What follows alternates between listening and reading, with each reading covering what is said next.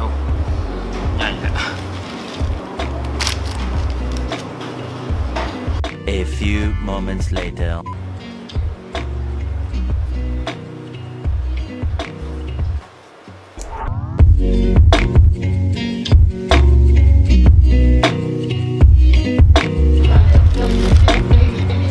มันก็แซ่บอยู่เนาะกินไปก็ลังแซ่บดีๆถูกกัดถึงมักนัดอยู่นะนะบุคคลมาอยู่ในเบอร์เกอร์บุคเข้ากัน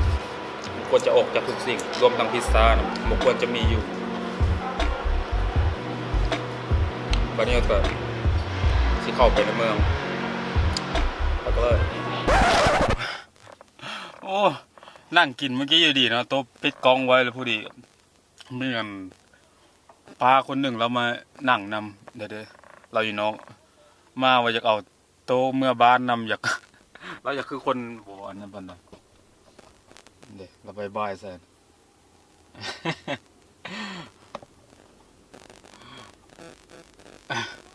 เพื่อนนะพวกกันพนักงานในห้างเขาก็โบกมึงสิเขาก็บอกให้ออกไปแต่ตัวก็เนาะเรามานั่งกดคอลมหน่อยเสียดายไม่ได้ถ่ายไว้ตอนนั้นโอเคห้องก็กินแล้วก็อิ่มแล้วบัดนี้ก็เข้าไปโรงเรียนไปในเมืองกู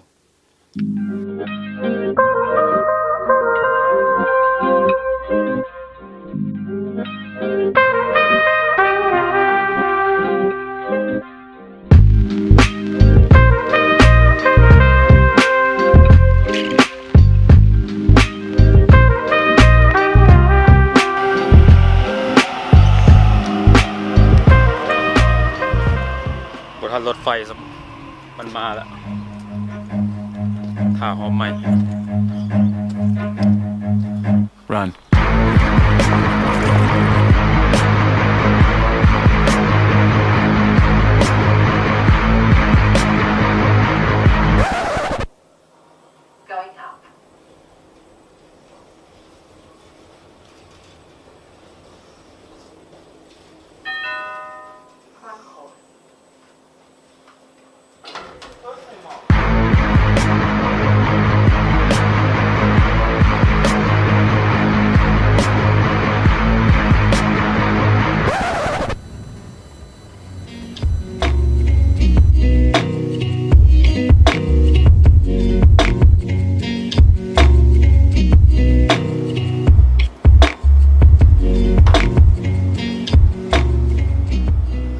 รถไฟซีออกแล้วเนาะ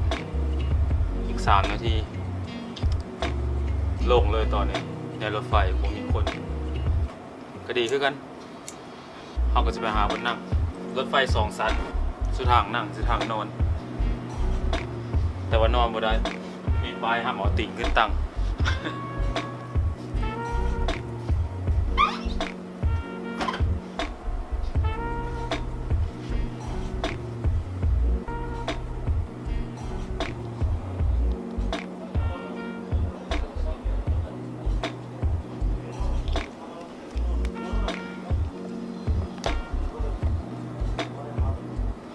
ในเมือง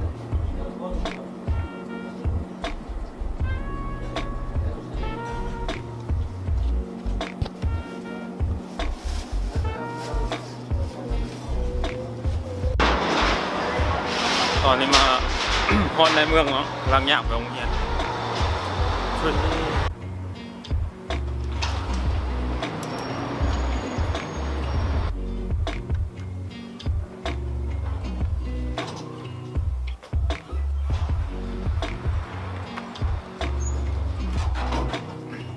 เรียนอยู่ชั้นเก่า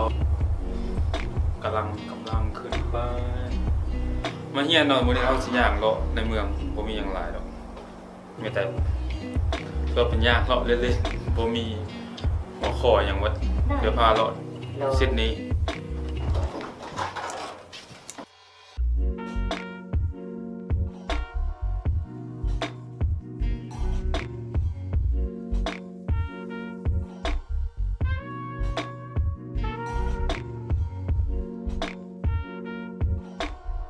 หลังจากเย็นแล้วก็มืดพอดีตอนนี้เขาก็ย่างลิ้น ดี๋ยวจะพาไปเลาะอันแถวโอเปร่าเฮาส์ว่ามันจะเป็นยังไง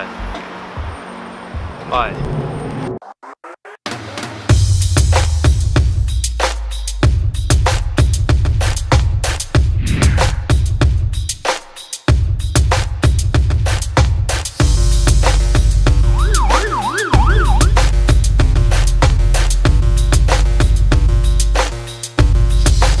Apple Store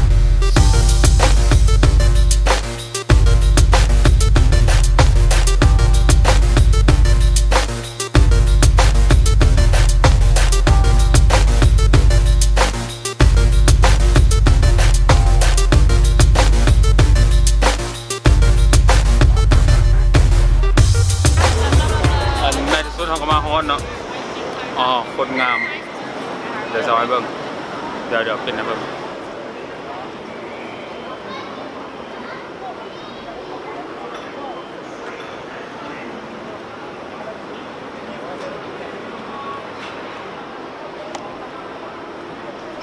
เดี๋ยวจะพาลงไปเบิ่งทั้งลุ่มไปกันเลย